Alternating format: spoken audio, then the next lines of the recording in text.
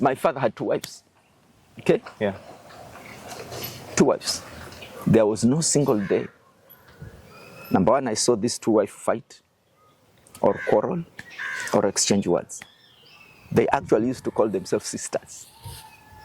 They use a Griama word that is more intimate. When you say dede, it's more intimate than just a sister. So that's how they used to call each other. Joining me today on this episode on Financially Rewired podcast is my pastor, Reverend James Bidii, a man of wisdom. During my time, when we were relating, the rules were different. They are not like yours. Okay? Yeah. During our time, you could not meet with a lady privately, the 2 of you. Money, relationships, and marriages. The same counsel I can give to an unbeliever as far as marriage is concerned, it's actually the same I can give to a believer. Because the principles are just the same. You follow the principle, you'll have a good marriage. A lot of marriages stumble because of money. Some of us relationships don't work because of money. And sometimes we feel like it's something that is good, but also it's bad when it comes to the aspect of love. Respect is key in marriage. If you want a marriage to last, there has to be respect. But if there is no respect, I'm telling you, it's a recipe for disaster. Should couples have joint bank accounts, separate accounts, or a mix of both? I will say yes and no.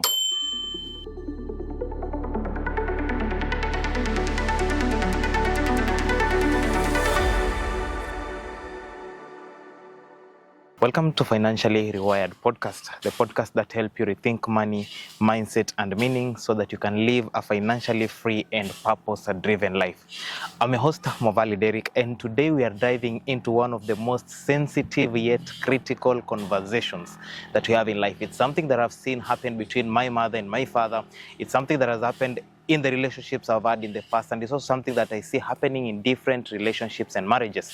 Today we want to talk about the role of money in marriages and the role of money in relationships. And also we're not only going to talk about it, but also going to give solutions as to how you can handle this sensitive topic when it comes to your marriage and your relationship. Why should someone listen to a conversation of this caliber and topic? Why should someone listen to such a topic? You see, it is extremely an important topic.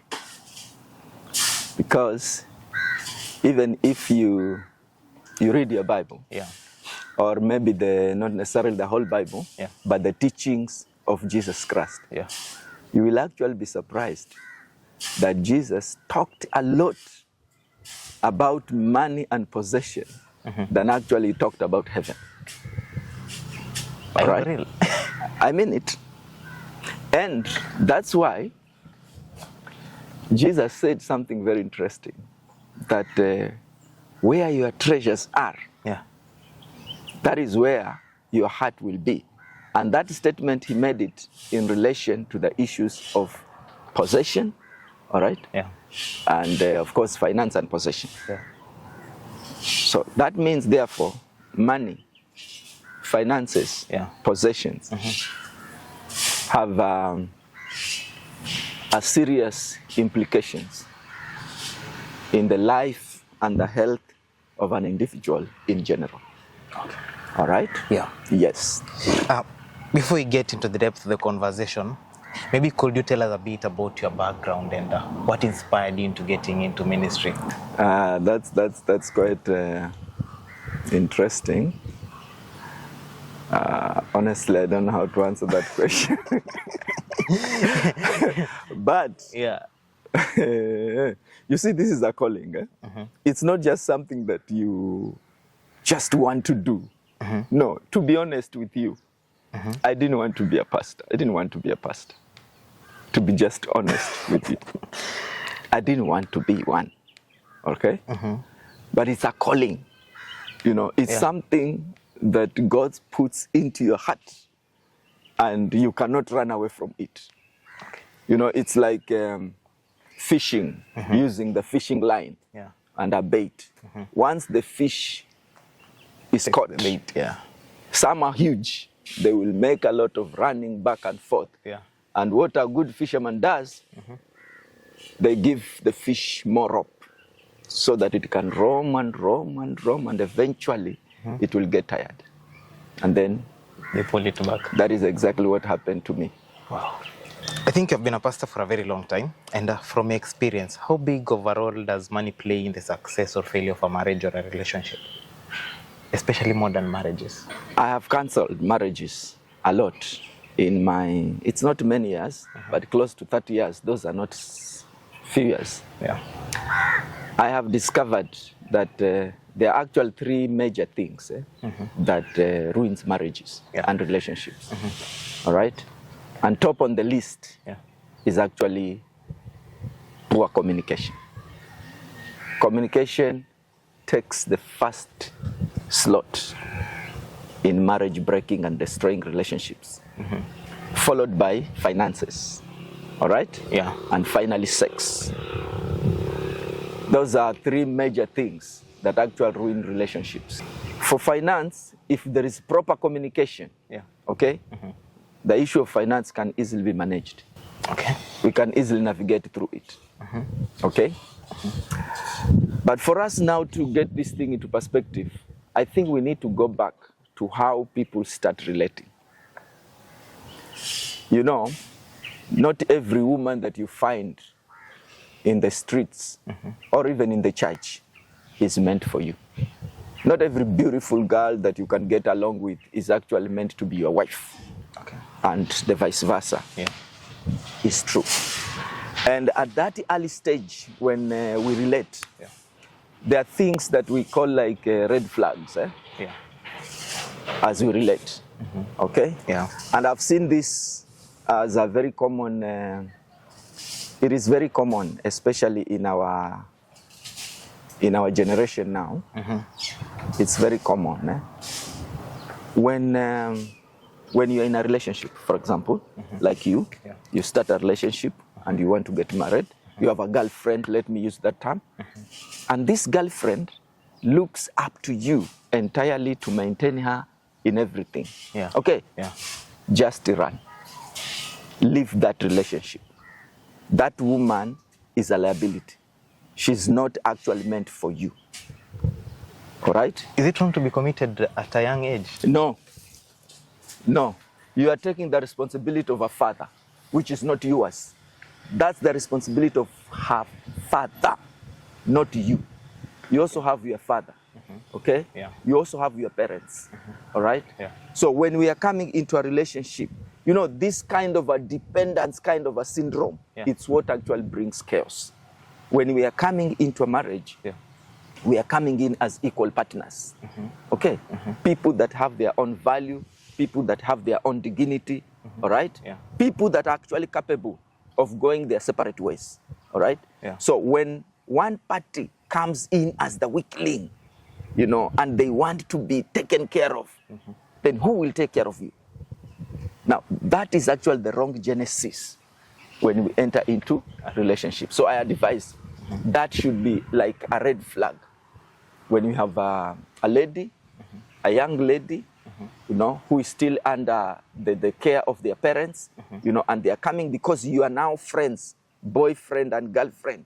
Now they say, okay, you need now to buy me clothes. You need now to take care of my hair. You need to take care of my this. I am telling you the truth. If you continue, that's what will destroy your marriage.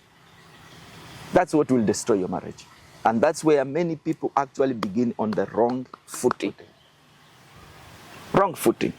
When I was relating personally, that is one of the things I was actually looking. I was still young. I was in my 20s.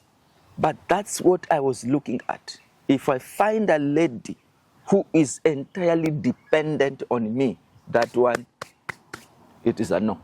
Okay. And when I found my wife, when we went for our first date, she's the one who took care of it. And I was like, okay, now this is it. And today we don't have money issue problems. On a serious note, it's a mutual kind of an arrangement. So the foundations you build on the first time you meet determines how you'll relate with money the moment you're married. Extremely, yes. Sometimes I usually wonder, money is supposed to be a blessing. If it's if it's in a marriage, if it's in a relationship, but mostly it has become a cause of conflict and division, and especially when it comes to our generation, whereby the girl say, I cannot marry you because, or I cannot be with a man who is not financially stable. And then I was scrolling through TikTok, and there is this lady who married a young man when he was broke, and right now he has made money. And on the comment section, a lady had written, I cannot be patient with a man for that long. Where could be the discrepancy in our generation coming from? Let me take you back to where I started. That not every woman is meant to be your wife. Okay? Yeah. If that lady is meant to be your wife, okay, they will remain patient the longest, even at your lowest. Okay? That's why when we exchange vows, we talk about for richer or for poorer. Because life has seasons. Okay? Yeah. And there are moments of abundance, and there are moments of scarcity. That's actually life. So if someone will love you because of the abundance, but hate you Because of the scarcity. because of the scarcity, they were not meant for you. Okay. That's why I'm telling you as a good test, when you have started relating, those early initial stages, you need to look out at such things, because they get bigger with time.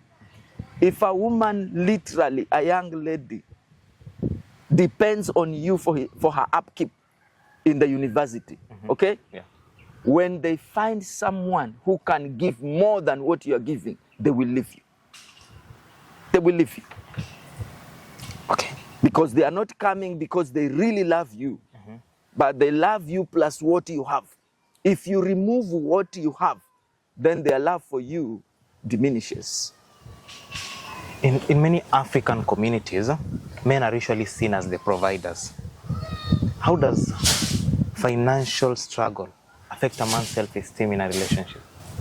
It shouldn't affect your self-esteem, really, if you're in the right relationship, if you find the right person, right? Yeah. Truly, you have said in African setup, but it's not just African setup. It's actually biblical. It's scriptural. It's kind of man is the provider. Man is the head. Yeah. Man is he's everything, you know? Yeah. He's the one who comforts, he's the one who protects, he's the one who defends the family, he's the one who directs the family, he's the one who fends for the family. That's the man, because that's the responsibility that he has been given by God. Yeah. And he does that naturally. That is his role. Now, when you introduce a woman now to this man, the Bible is very clear. When Eve was created, all right, Adam had everything in terms of material, you know, he had everything, all right? But God said it's not good for this man to be alone, and then God brings a wife. And this wife is introduced as a helper. So let's get it right. The woman was solely created for man. Okay? He was created for man, not any other thing. The moment you shift this argument, then you destroy everything. But actually, a woman was created for man. Okay. Now, to solve a specific problem, to be a helper, to help man. Now, the helper that the Bible envisioned is not what the English word really carries. Now, the moment you take that helper from the English understanding, then you lose its meaning. And then it brings a lot of distraction and a totally different meaning. The Hebrew word that is translated helper is the word eze. Eze. It's a long word, but we take the short form eze, which actually means something very significant. One who rescues. Okay. One who rescues. Okay? Yeah. So a woman comes into the life of a man to rescue him, kind of. Okay? So that help is to rescue this man from all those kind of distractions. That word eze, that is translated helper, is the same word that refers to God as the helper of Israel. It's the same word. Or God as the helper of Joseph in the book of Genesis. Yeah. It's the same word that is used to mean a woman is a helper. So when we understand helper from the English kind of understanding, it's like a helper is an inferior person, right? Mtu wa mkono. Unaelewa? So it has a kind of some inferiority. Yeah. And that is how many African cultures understand a woman. Yeah. Understands a helper as an inferior member of the, Now that's where the mistake begins, because that's not what God envisioned.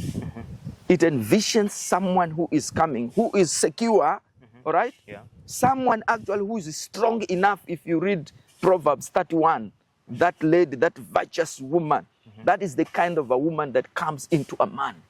They are coming to make a man even better. They are not coming with their own vision. You know, that's the problem that we are having now. That even the problem of monies are coming because women are coming with their own vision to a man who has already a vision, and they're supposed to plug in and help that vision. Yeah. So now we are seeing competition. And because of that competition, women wants to keep their monies so that they can run their parallel vision. Now, that's not what God envisioned. And the moment a woman comes into a man's life, and they are coming with their own parallel vision, that thing is dead from the beginning. Would you say women empowerment, the thing right now women call financial independent, that I'm a financially independent woman, is it causing mayhem in the marriage? You see, historically and culturally, the woman has, over the years, the woman, the girl child, you know, they have been suppressed by different cultures, including the Bible, the Hebrew culture. The Hebrew culture has zero regard for women. That's why Jesus had only male disciples. He didn't have even a female. You know, it's because they have zero regard for women. So, over time, with very good intentions, there has been a call to empower the woman and bring the visibility of the woman, all right? Yeah. But it was done wrongly, to be honest. Like in Kenya, let me take an example of Kenya. President Moi, the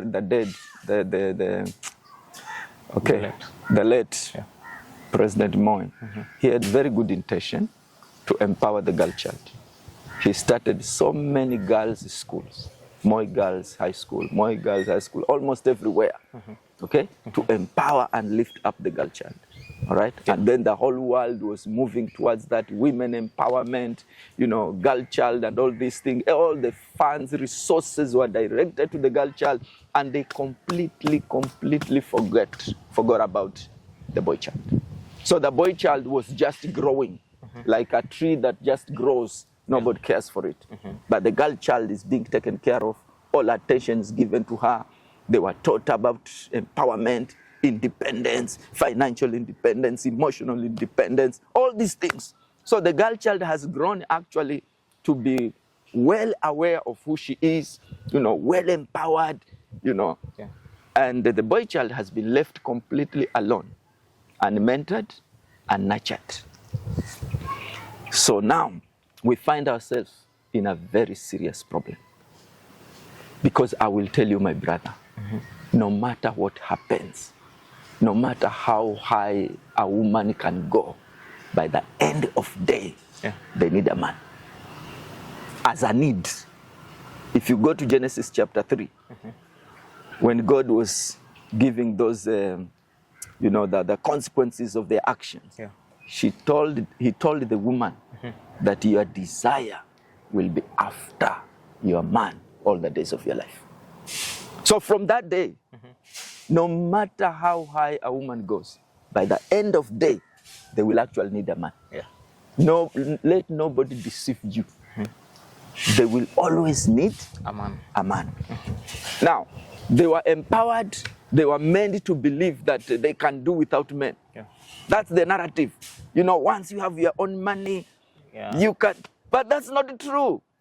The reality, the way God created us, we cannot function without the other. So a woman will soon realize that actually they can't without a man. But now they come to the ground, the men that are there, less empowered. Some are visionless, really, for sure, because they just grew. They had no proper nurturing. And so when you compare the two, the man looks so timid, looks so shy, looks so vulnerable. You know, he appears as if he has no direction. But here you have an empowered lady, a CEO, you know. They start saying, now, I can't take this one. So they keep on looking, and they will not find any. Now, the boy child, what remains with him is the masculine and the authority, okay, of a man. That's what they have, all right? Now they want to compete to show that they can take care of a woman. So that's why when a woman comes and they tell you, I need this, you just want to provide because you want to prove that you are actually a man. And it's not supposed to be like that. You don't need to prove your manhood. You don't need to prove what God has already created, who you are. You don't need to prove it to anyone. But that's the situation now that young people have been put into. And it is affecting marriages because men are busy proving themselves. Busy proving themselves. Either you go and steal so that you come and please this woman. He will still leave you along the way. She will never be satisfied. You can never satisfy a woman. Even in many cases, they don't even know what they want themselves. So a man is supposed to be the head, the vision carrier, the vision, you know, vision in the eyes, the brains, you know, the speech, everything, it is in the head. But I want to caution you, the woman is the neck. Now the neck can turn the head wherever it wants. Whenever it wants. Yes. So unless you are mature enough, honestly speaking, okay, you cannot live with a woman. Unless you are secure enough, you know who you are, you know where you want to go, you cannot live with a woman. And I will tell you the truth.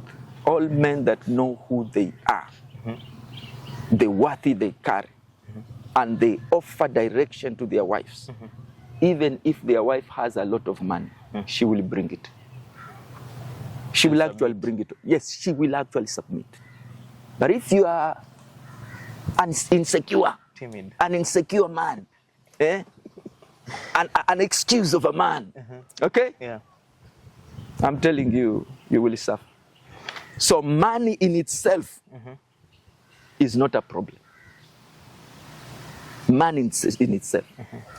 But the ideologies that have been fed into us about money and what marriage is, that's what brings now a problem. Okay. Right? Yeah. You remember the story of Ruth in the Bible? Yes. Ruth and Boaz. Yes. Yeah. Before even that, this lady, when the husband had died, the mother-in-law wanted to release them so that they can get married, you know, because they were still young. Yeah. But this lady said, no. I will go wherever you go. Your God will be my God. Yeah. Okay? Your people will be my people. Your everything will be mine. That is exactly how we are supposed to approach marriage and relationship. That you are coming in to submit to this man. Yeah. His vision will be your vision. Okay? Yeah. That's the concept. But when you are coming in and you feel like you have your own kind of a vision that you need to, and I've heard people actually complain, you know, he talks about his vision all the time. How about my vision? How about my vision? If you have your vision that you need to run, don't get married. Unless that vision can actually align, can align underneath this vision. Yes, but if it cannot submit under this vision, then don't get married. Because you will not sustain a marriage. It will be full of conflicts and unhappiness all through. because you will always feel disadvantaged. You will always feel a victim in that marriage. You feel like you are a victim in that marriage. You wish the husband dies so that you can be free and fulfill your vision. Then don't get married. We have, you grew up in a different generation than I did. Yes. And I can say you have seen how our grandparents, maybe some of us even didn't get to see our grandparents. For me, I saw my grandfather and my grandmother died. And I cannot say I was able to get to see how they handled a lot of things, especially money, marriage conflicts and all that when I was young. Maybe if you look at these two generations, what can this generation borrow from your generation when it comes to handling the conflicts we face in relationships and marriages? I have a daughter of your age, actually of your age. And sometimes when we talk to her about some of these things, she would pose a question.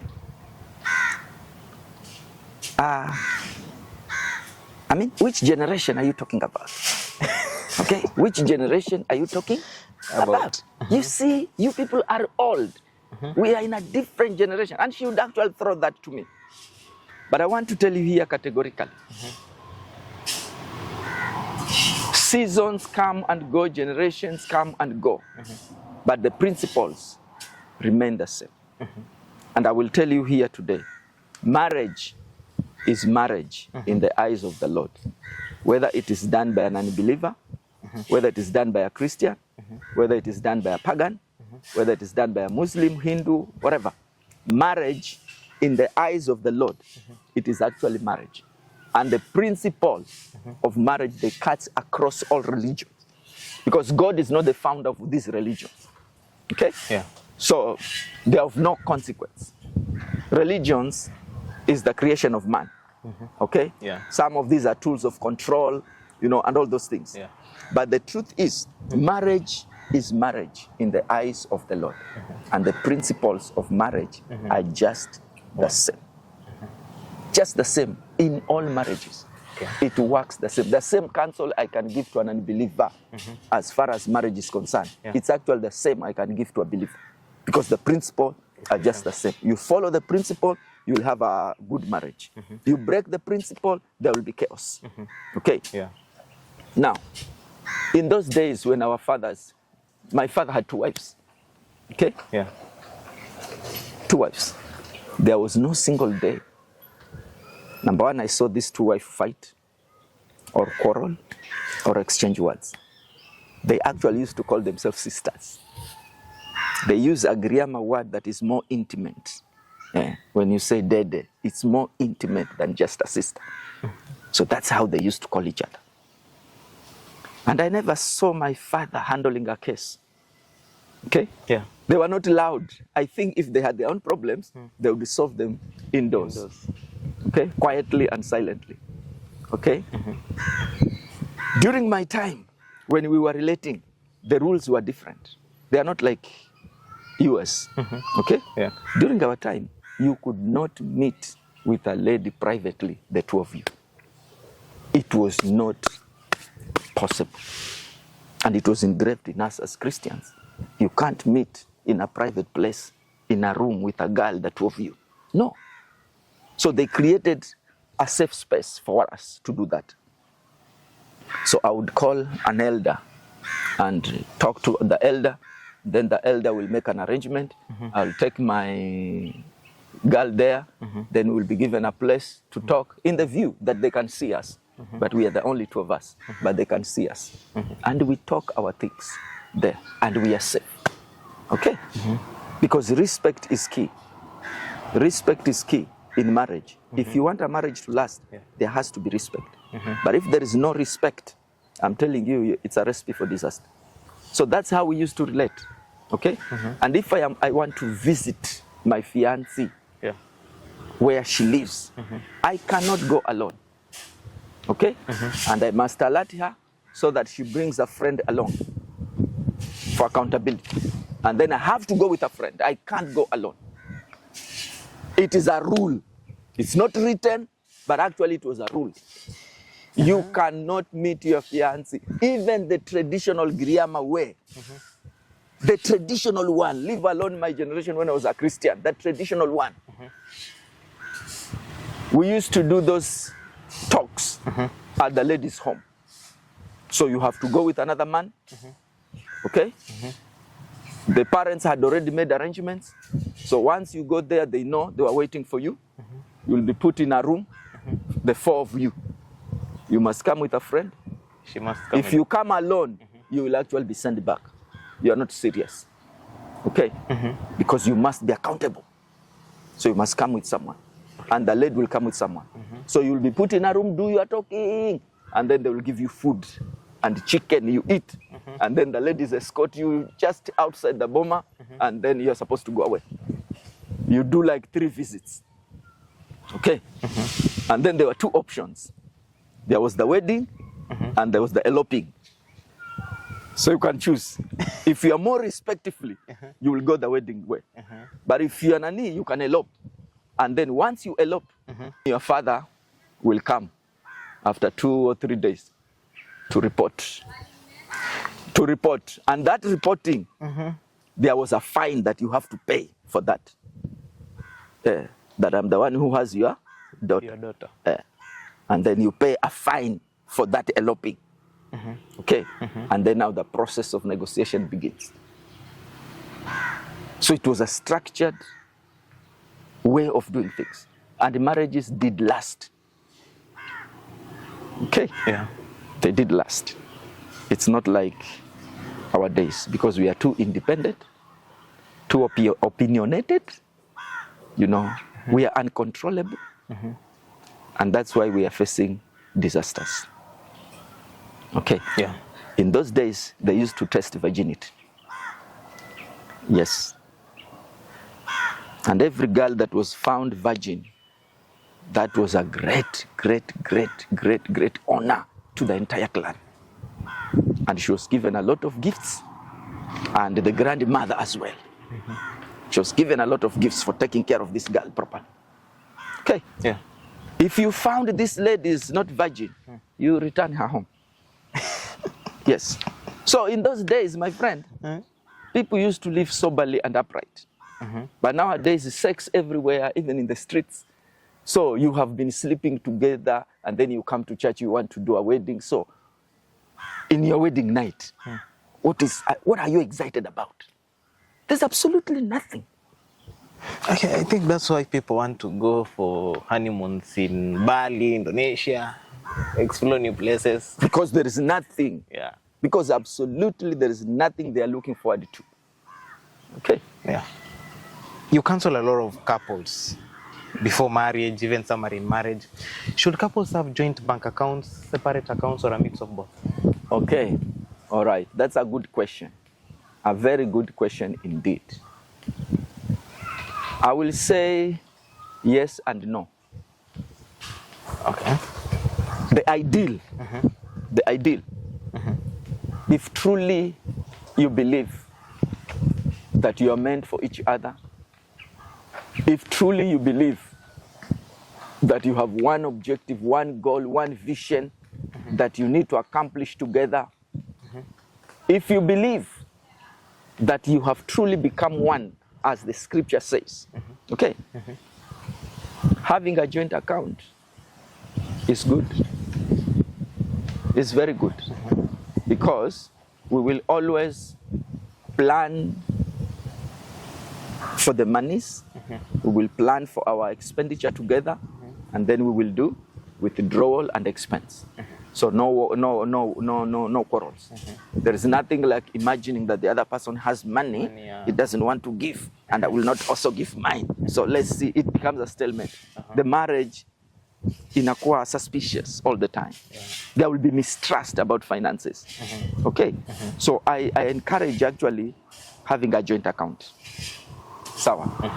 But there are also situations where you may want to operate an independent account for other very good reasons sometimes. For example,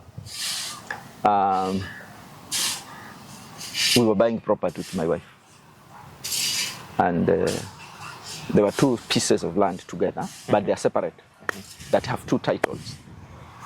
And we normally write our names in those titles. Yeah. Okay. But there was a plan. Where my wife works, they could access a mortgage kind of a plan. But that mortgage will not go through if you are sharing a title. Okay? Yeah. The money has to be sent to your account and all those stuff. Yeah. So for that reason, we agreed then, this one, just write your name. That's an agreement. Okay? Yeah. Because you want to achieve a certain goal. So that can also happen. All right? Yeah. It can actually happen. But the ideal is to have one, to avoid money mistrust. Okay. Yeah. But there are people who are operating actually different accounts, separate accounts, but they are functioning correctly. Okay? Yeah. They are working. Like mine, personally, me and my wife, each one handles their own account. Okay? The reason I am the one actually who allowed it that way. Because in the way I see it myself, and this is how I have carried out myself, I believe that I am the man. All right? Yeah. And I am the one to provide for the needs of my family. I am the man. I need even to provide for the needs of my wife. Okay? Yeah. So at the onset, I don't plan for my wife's money, by the way. I have never planned for it, even once. At some point, actually, she used to earn more than me. Okay, at some point. And still, I did not plan for her money. I only plan for what I have. Okay? Yeah. I take my children to school. I provide. That is my responsibility.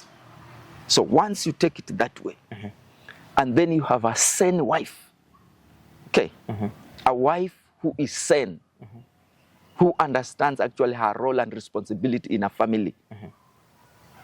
Her role actually in the family is a covenant kind of a role. And she knows what to do. We have never had problems with monies in our family. Okay? Yeah. The way we have worked with the two accounts, it has worked perfectly well for us. But I don't advise it for others, especially if you don't know who you are. Yes. As we end this conversation, if a couple listening right now and they're on a brink of a divorce because of money, what would you say to them? I will tell you, my friend, and it is true. Many couples have divorced because of money. But I want to take them back to their foundations.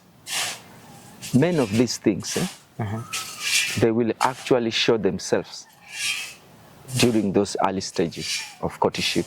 They will actually show. For example, there's a couple that they went for premarital counseling. They wanted to get married. So when they came to the subject of finance, the counselor gave them an assignment so that they do individual assignments and then they come together so that we know what they believe about money. Okay, that's the essence of actually doing it separately. So that I get to know your ideological thinking about money. And then we can be able to help you now and align you. So this lady refused to do the assignment. Okay, when they came, she said, she did not do the assignment. The counselor gave them more time. You go and do your assignment first until you finish, then we proceed.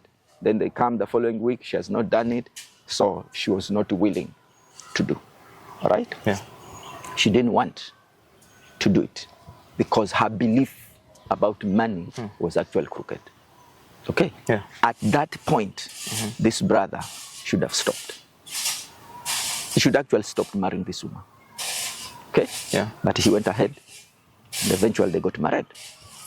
Many years later, they have been having serious problems with finances. To the point actually almost the marriage was breaking because of money. The lady is at home. There is no salt. She will not buy salt. And she's at work. She's working. She earns. She's permanent and pensionable. She will not buy salt. She will wait until the husband comes. Hakuna chumvi. Ni mke huyo akuwa naye. But it was seen before. Yes. But you ignored it. Yeah. Now, you are breaking a marriage It is better actually to break an engagement than to break a marriage. Okay. So we need to be careful at the initial stage, how we relate, how we court. That's extremely important, and that's where the real emphasis is. If you want to avoid pain, especially when it involves children now, it's no longer you and the other person. There are other people that are involved, that they don't have any other father, they don't have any other mother. So your wrangles should not affect the children. Yeah. They are completely innocent. They did not apply to be born by you people. Okay? Yeah. So that's why you need to be cautious before you get married. Please take your time. Understand. And don't start to do things now that you will not be able to sustain, because that's where the problem comes. If you start lavishing your girlfriend with gifts and money and maintenance, when you get married, the reality actually hits. You cannot continue to do that. So when you don't do it, she says you have changed. You don't love me anymore. And that's a call for divorce. You see? Yeah. So don't start something that you cannot sustain. And don't pretend. Be yourself. Be real. Be truthful. Be authentic. What you see, that's what you get. Okay? Yeah. Yes, when I was courting with my wife, we never hold hands. Walking, holding hands everywhere. No. Okay? Yeah. So when we got married, you know, she felt like we should be holding hands, and I said, no. If we did not do it when we were courting, don't expect it. Why should we do it now? So there are certain things, honestly speaking, because of pressure, we put ourselves into, and then it affects us. So me, I want to tell somebody that is about to divorce. Money is something very small. And I want to talk to the man in particular. Okay? Yeah. As a man, okay, just be the man. All right? Yeah. Just imagine as if your wife does not have an income. All right? Yeah. And it's your responsibility to take care of your family. But this is what I would advise you. Don't actually never go beyond, okay? Yeah. Where you can scratch yourself. Okay. Never go beyond to please anybody. And don't fall into under pressures, you know, to do this, to do that. No, just do what is within your means. And that is it. Don't ask about her money. Just provide what you have, balance what you have, and that is it. Okay? Yeah. Yeah. And it ends there. What will be your final message to couples trying to balance love, money, and faith in this modern world? Love, money, and faith. Wow.